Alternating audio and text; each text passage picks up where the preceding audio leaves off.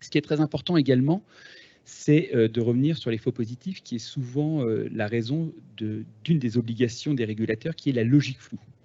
En fait, on ne détecte pas au strict matching, c'est-à-dire que ce n'est pas l'orthographe exacte. La logique floue, c'est quoi? C'est une approximation orthographique, une approximation phonétique ou même graphique. On peut imaginer que ça génère beaucoup de faux positifs, et donc il faut ensuite réduire ces alertes. C'est pour ça que les outils de détection ont cette étape de moteur de réduction qui permet d'automatiquement, en temps réel, réduire ces alertes pour les diminuer.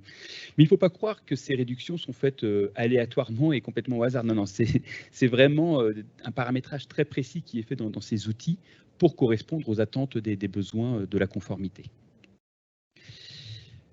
En fait, il y a un point aussi qui est primordial, parce que là, on parle de beaucoup de choses, mais il faut aussi que toutes ces actions, qu'elles soient manuelles ou automatiques, soient tracées et expliquées, parce que c'est ce que demandent les autorités de tutelle quand elles viennent auditer la Poste ou une personne assujettie.